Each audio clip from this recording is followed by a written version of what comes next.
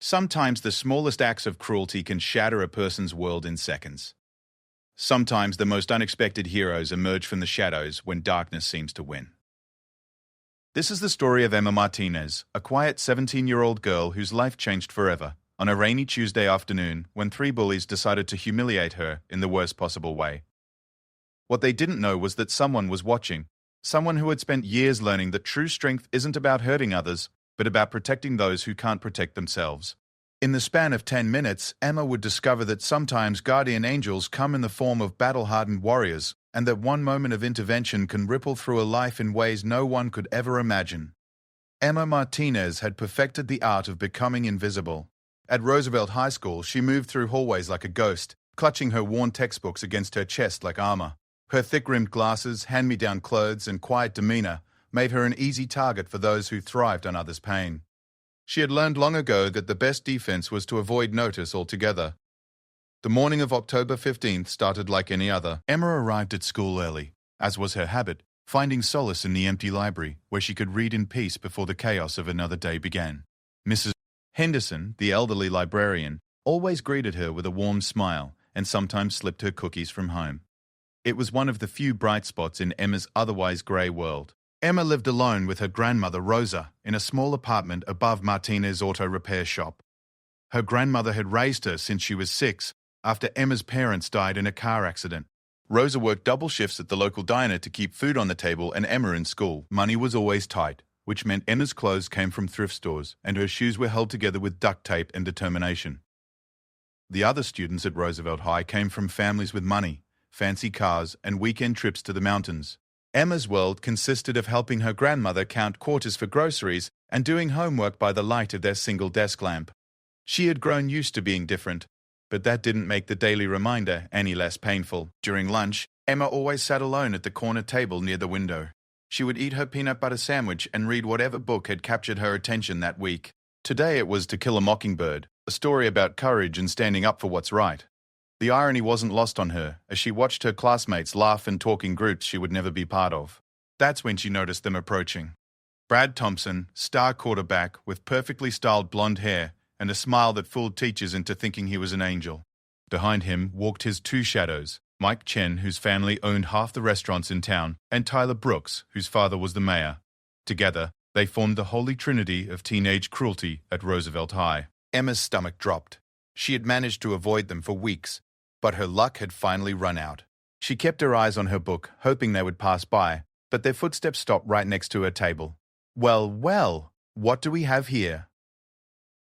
Brad's voice dripped with fake friendliness. If it isn't smelly Emma, eating her sad little sandwich all alone. Emma's cheeks burned with embarrassment.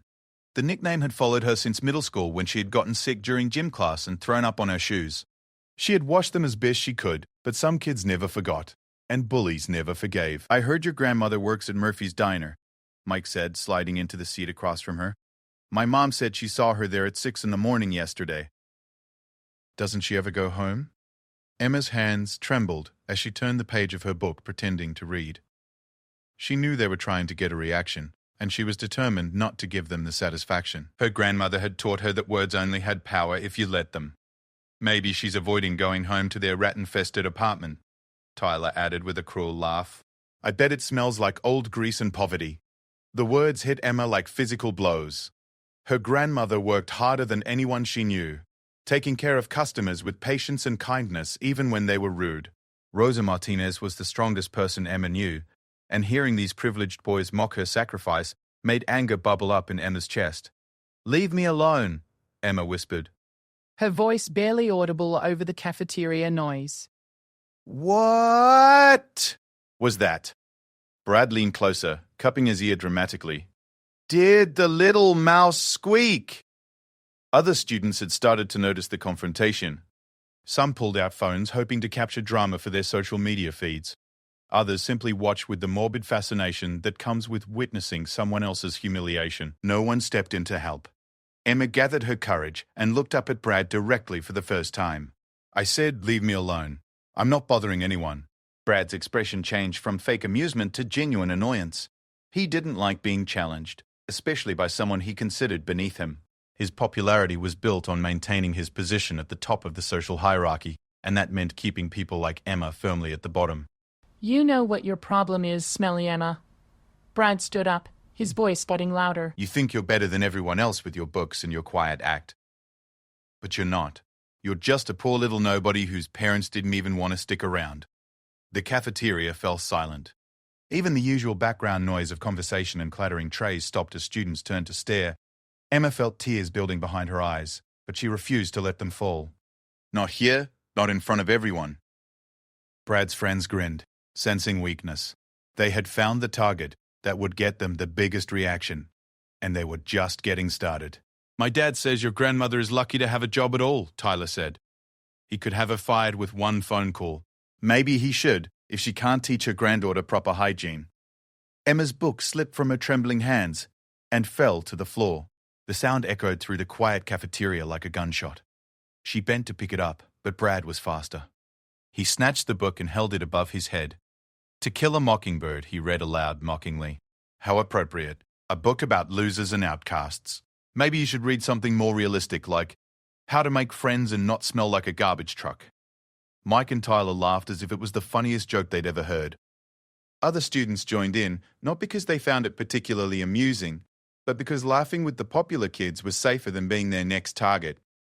Emma stood up slowly, her face burning with humiliation. Please give me my book back.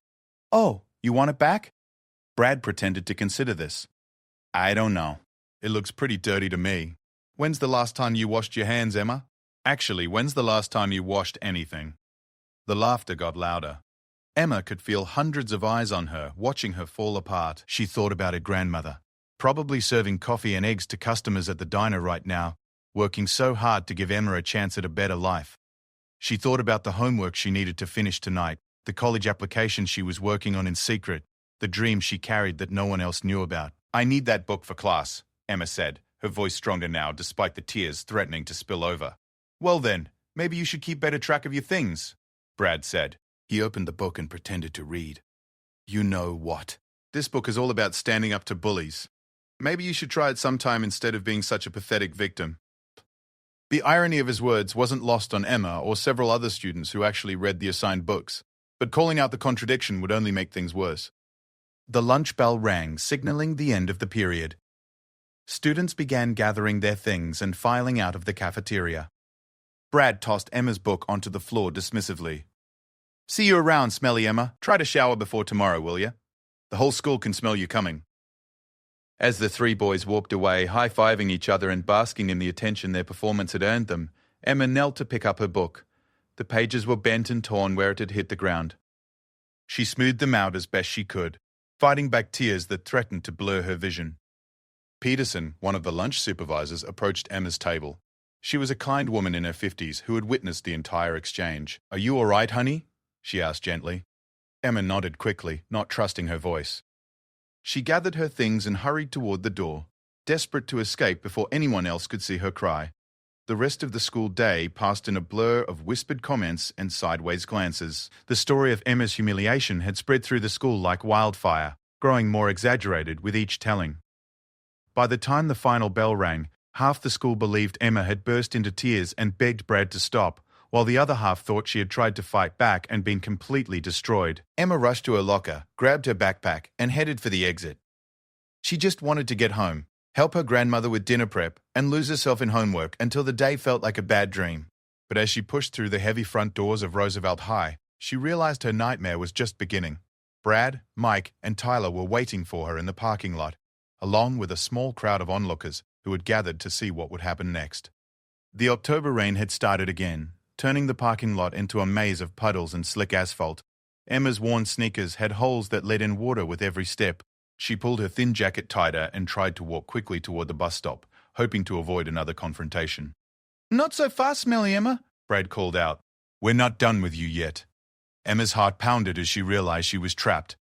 The bus wouldn't arrive for another 10 minutes, and the nearest teacher was inside the building. She was on her own, surrounded by people who saw her pain as entertainment. What do you want? Emma asked, trying to sound braver than she felt. We want to help you with your hygiene problem, Mike said with a grin that made Emma's skin crawl.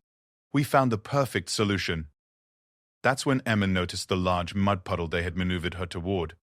It was deep and murky, filled with rainwater, dirt, and fallen leaves from the oak trees that lined the school property. Understanding flooded through her as she realized what they intended to do. "Take a bath," Brad shouted, and before Emma could react, strong hands grabbed her arms and pushed her toward the puddle. Emma tried to resist, but she was outnumbered and overpowered. Her backpack fell from her shoulders as she stumbled forward, her hands reaching out instinctively to break her fall. The muddy water was shockingly cold as it soaked through her jeans and jacket. The crowd erupted in laughter and cheers. Phone cameras flashed as students recorded Emma's humiliation for posterity. She could hear Brad's voice above the noise narrating the scene like a sports commentator. And down goes smelly Emma. Looks like she finally found a way to get clean. Emma pushed herself up on her hands and knees, mud dripping from her hair and glasses. Her books and papers were scattered around the puddle, some floating like lily pads in the murky water. She had never felt so small, so powerless, so completely alone. But as she knelt there in the mud, something unexpected happened. Through the noise of laughing students and falling rain, Emma heard footsteps. The laughter began to die down as students noticed the approaching figure. Emma looked up through her mud-streaked glasses to see a man walking toward them with the kind of presence that commanded attention without saying a word. He was tall and broad-shouldered, wearing jeans and a simple grey hoodie. His hair was short and neat, and there were lines around his eyes that spoke of someone who had seen more of the world than most. But it was the way he moved that made everyone step back, with the controlled grace of someone who had been trained to handle situations most people couldn't imagine. The crowd fell silent as the stranger stopped at the edge of the puddle where Emma still knelt. He looked down at her with eyes that seemed to take in every detail of the scene in seconds. Then he raised his gaze to Brad and his friends. And Emma saw something in his expression that made her breath catch. It was the calm before the storm. The moment of perfect stillness that comes just before lightning strikes. "Gentlemen," the man said in a voice that was quiet but carried across the parking lot like a command, "I think we need to have a conversation." The stranger's voice carried an authority that made even the bravest students take a step back. Brad, who had never backed down from a challenge in his life, found himself momentarily speechless. There was something about this man that screamed danger, not in a theatrical way, but in the quiet, controlled manner of someone who had been places and done things that most people only saw in movies. "Who the hell are you?" Brad finally managed, puffing out his chest to reclaim some of his lost bravado. "This is none of your business." The man didn't respond immediately. Instead, he extended his hand toward Emma, who was still kneeling in the mud. His gesture was gentle, completely at odds with the steel in his eyes when he looked at the boys. "Ma'am, let me help you up," he said softly. Emma hesitated for a moment, unsure whether this was real or some cruel extension of her humiliation. But something in the stranger's voice, a warmth that reminded her of her grandmother's gentle strength, made her reach out and take his hand. He pulled her up effortlessly, steadying her when she swayed slightly from the shock and cold. Emma noticed that his hands were calloused and scarred, the hands of someone who had worked with them, fought with them, survived with them. "Are you hurt?" he asked, his voice still gentle but his eyes never leaving Brad's face. Emma shook her head, not trusting her voice. Mud dripped from her clothes and hair, and she was shivering from both the cold October air and the adrenaline coursing through her system. The stranger nodded and turned his attention back to Brad and his friends. The crowd of onlookers had grown larger, with students coming out of the building to see what was happening. But nobody was laughing anymore. The atmosphere had shifted from cruel entertainment to something much more serious. "I asked you a question," the man said, taking a step toward Brad. "I want to know who you are and why you think it's acceptable to assault a young woman." "Assault?" Mike laughed nervously. "Dude, we were just having some fun. It's not like we hurt her or anything." The stranger's expression didn't change, but somehow the temperature in the parking lot seemed to drop several degrees. When he spoke again, his voice was barely above a whisper, but every word carried the weight of absolute certainty. "Let me explain something to you boys. What I just witnessed wasn't fun. It was 3 individuals using their physical advantage to humiliate and degrade someone who couldn't defend herself. In the military, we have a word for people who do that. We call them cowards." The word hit Brad like a slap. He had built his entire identity around being strong, popular, and feared. Being called a coward in front of half the school was more than his ego could handle. "You don't know what you're talking about," Brad snarled, stepping forward aggressively. "This is between us and her. Why don't you mind your own business before you get hurt?" The threat hung in the air for a moment.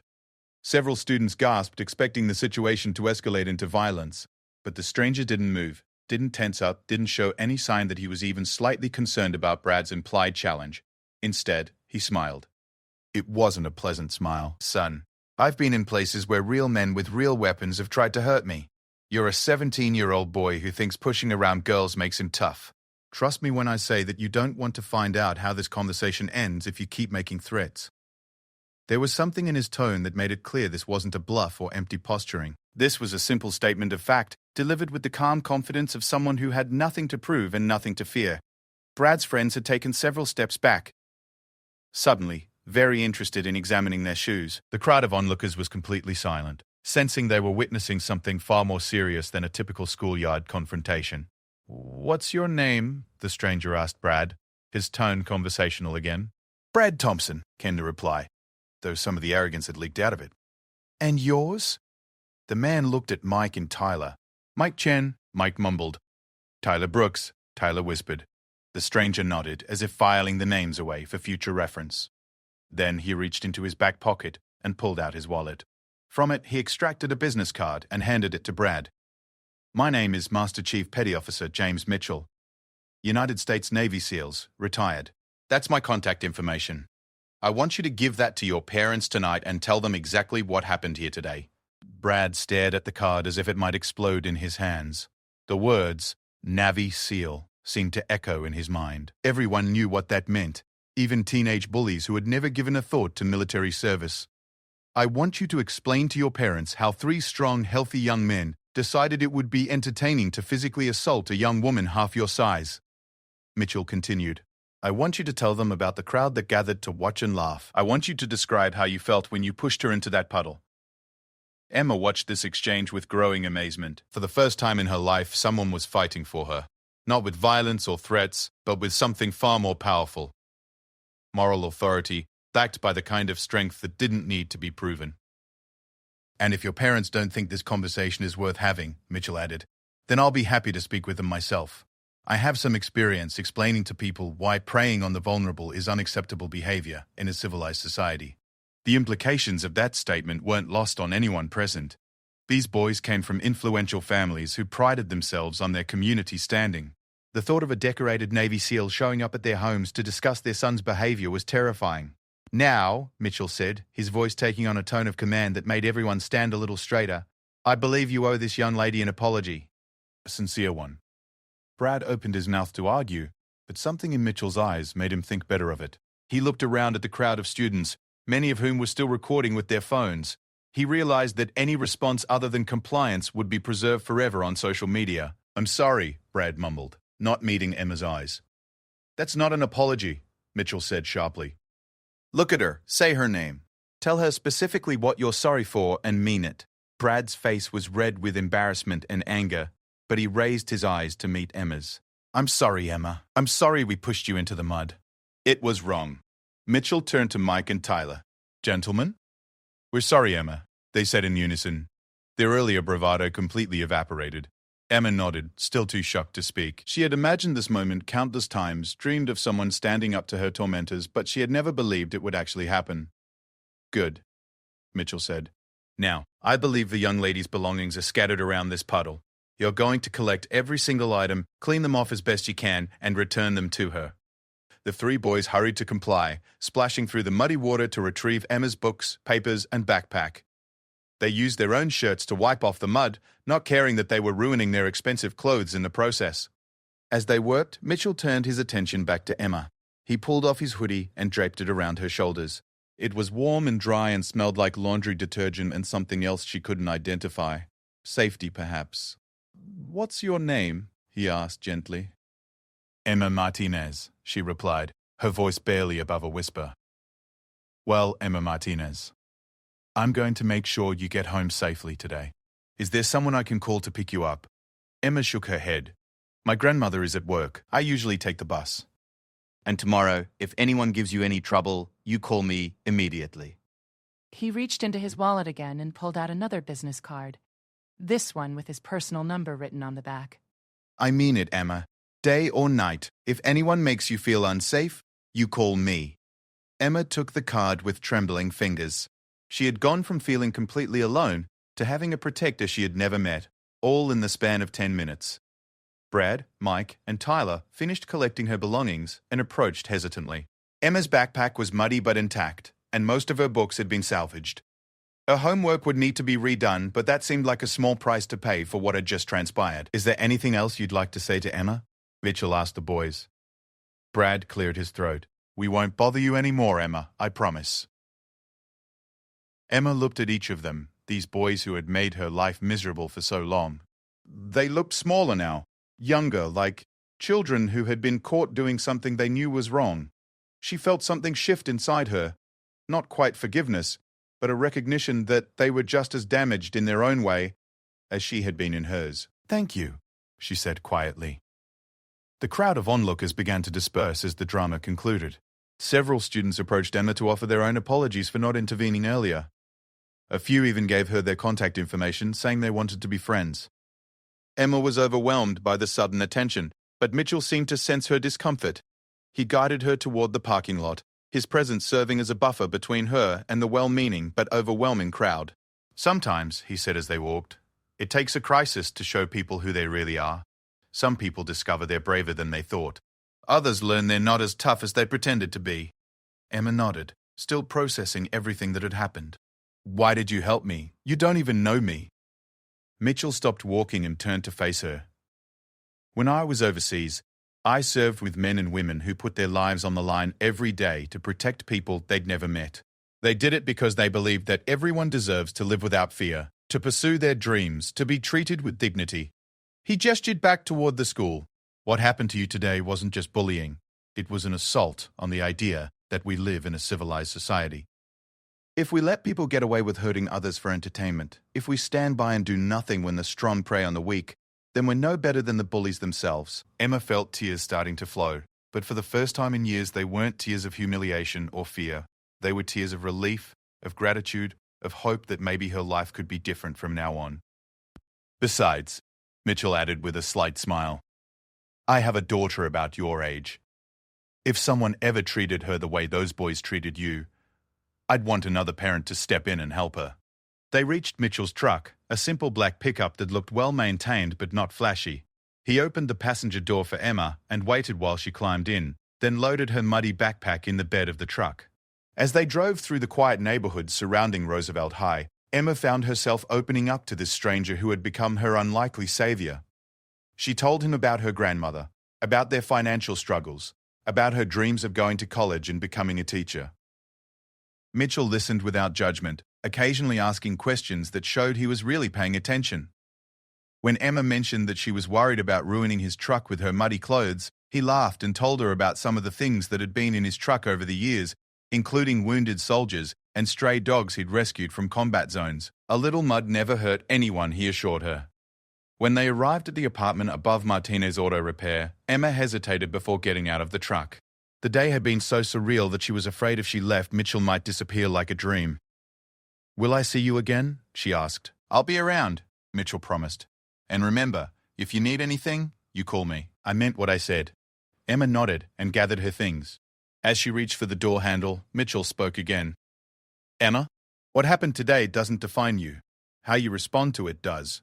You're stronger than you know." Emma smiled for what felt like the first time in months.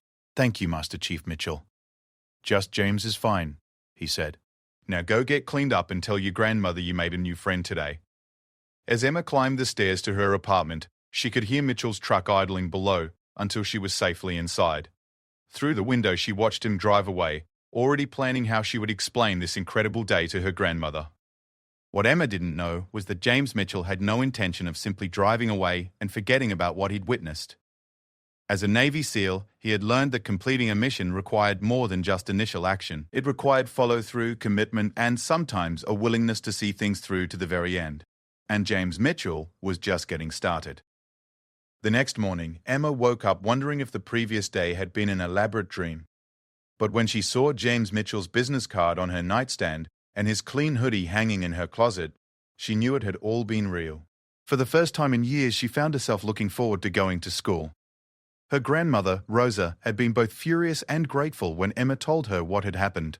Rosa had wanted to march down to the school immediately and demand justice, but Emma convinced her that James had already handled the situation.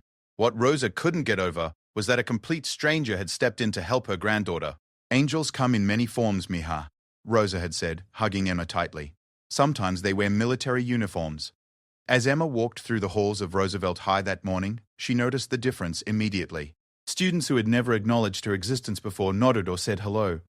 The video of the parking lot confrontation had spread through social media overnight, and Emma had become something of a folk hero. But it wasn't just the students who had changed. The administration had gotten wind of what happened, and Principal Harrison called Emma into his office first thing that morning. "Emma, I want to personally apologize for what you endured yesterday," he said, his expression serious. "The behavior you experienced has no place at Roosevelt High School." Emma was surprised by his sincerity. Principal Harrison had always seemed more concerned with test scores and fundraising than individual student welfare. "Thank you, sir," Emma replied. "I also want you to know that we've implemented some immediate changes," Harrison continued.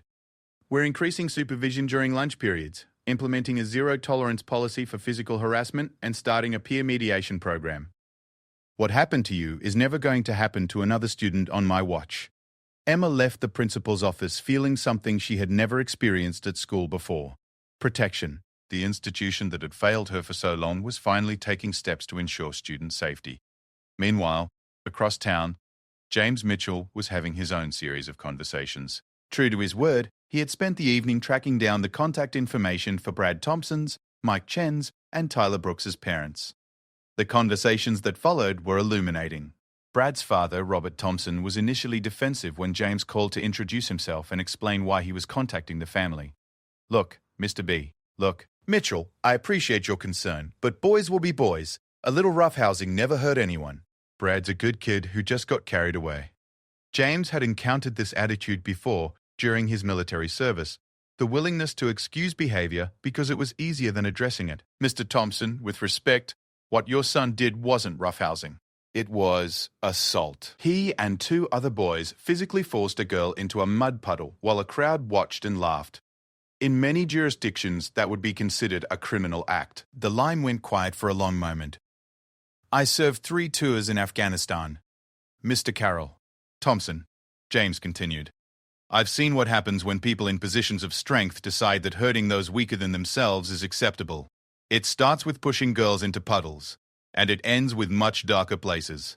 By the end of the conversation, Robert Thompson was asking James what he thought would be an appropriate consequence for Brad's behavior. James suggested community service at a local women's shelter, where Brad could see firsthand the results of unchecked aggression. The conversation with Mike Chen's parents went similarly, though they were quicker to acknowledge the seriousness of their son's actions. Dr. Chen, a surgeon, immediately understood the gravity of what James was telling him. "We raised Mike to be better than this." "Doctor," Chen said, his voice heavy with disappointment, "thank you for bringing this to our attention. We'll make sure he understands that his behavior was unacceptable." Tyler Brooks's father, Mayor William Brooks, presented the biggest challenge. He was used to his family's prominence shielding them from consequences, and he initially tried to intimidate James with veiled threats about his political connections. "I don't know who you think you are, Mitchell, but in this town the Brooks family has influence. I'd be very careful about making accusations against my son." James's response was calm but firm. "Mayor Brooks, I think you misunderstood the purpose of this call. I'm not making accusations. I'm stating facts about what I witnessed. Your son participated in physically assaulting a 17-year-old girl. Now, you can choose to address this within your family, or you can wait for the story to reach the local media. But either way, this behavior is going to have consequences." The threat of media attention changed the mayor's tune quickly. A story about the mayor's son bullying a disadvantaged student would be political suicide, especially in an election year. Back at school, Emma was discovering that her ordeal had sparked something larger than just personal vindication. Students who had been victims of bullying themselves began approaching her, sharing their stories and thanking her for bringing attention to the issue.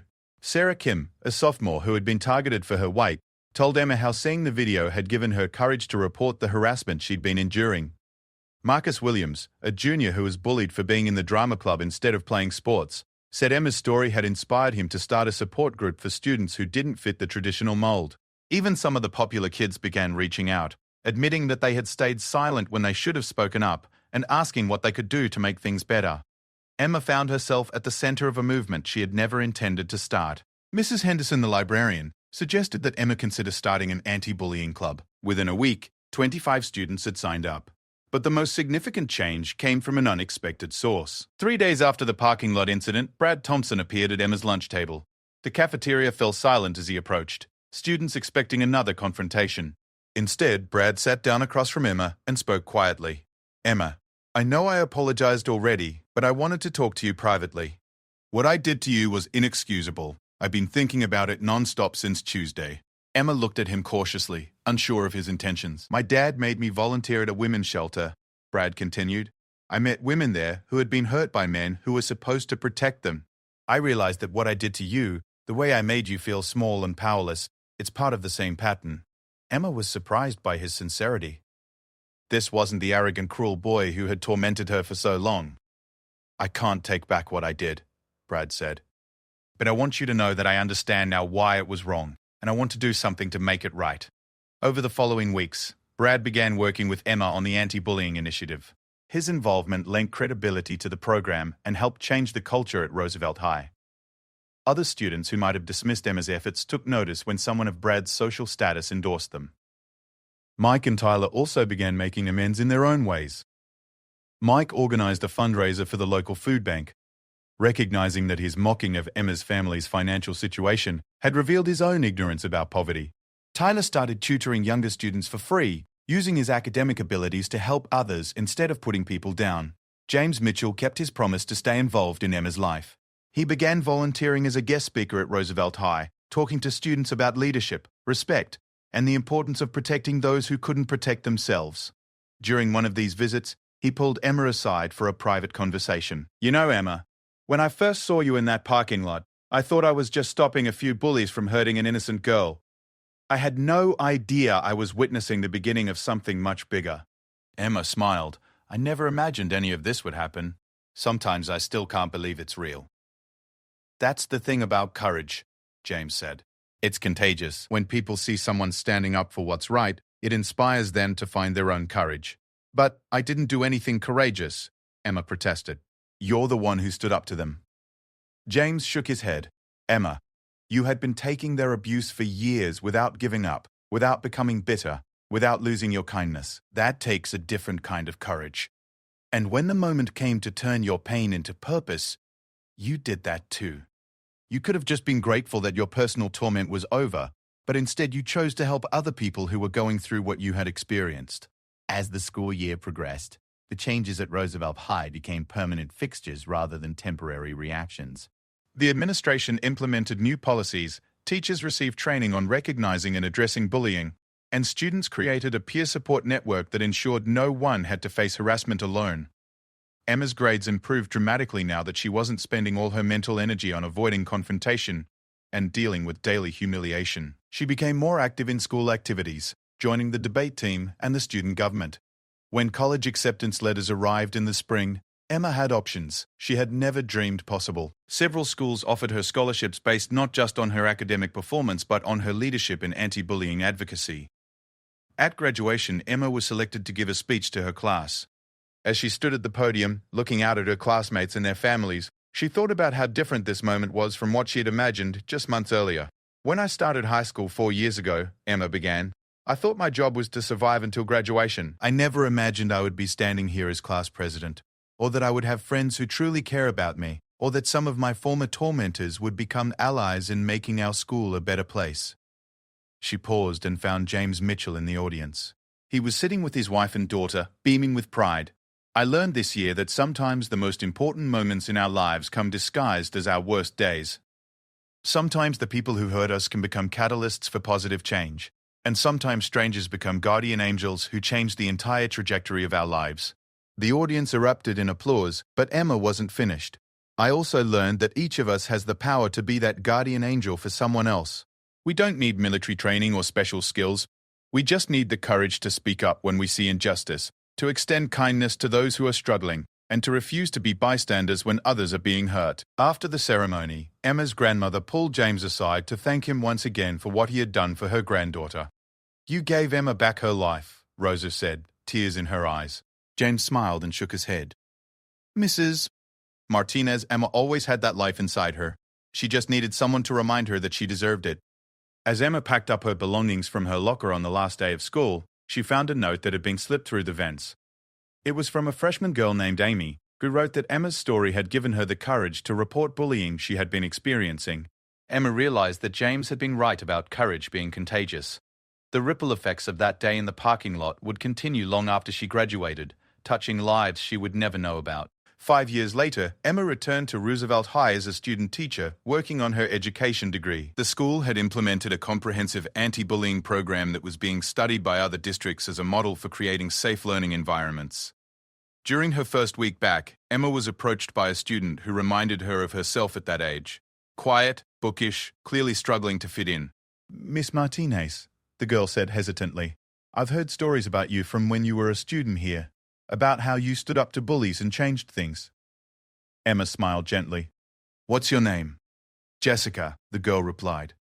"Well, Jessica, I want you to know that everyone here is committed to making sure students feel safe and valued. If you ever need help with anything, you can come to me or any of the teachers.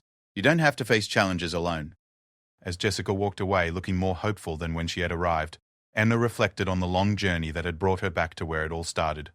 She thought about James Mitchell, who had stayed in touch over the years and had been invited to her college graduation. She thought about Brad Thompson, who was now studying social work and volunteering with at-risk youth. Most of all, she thought about the power of one moment to change everything. One person's decision to intervene, to care about a stranger's suffering, to refuse to accept cruelty as normal. It had created ripples that were still spreading years later. Emma had learned that heroes don't always wear uniforms or carry weapons. Sometimes they're just ordinary people who choose to do something extraordinary when the moment demands it. And sometimes the people they save go on to save others, creating an endless chain of courage and compassion that makes the world a little bit brighter for everyone. The girl who had once been pushed into the mud had become a guardian angel for others, just as James Mitchell had been for her. And somewhere in the world, other quiet students were finding their voices. Other bullies were learning empathy.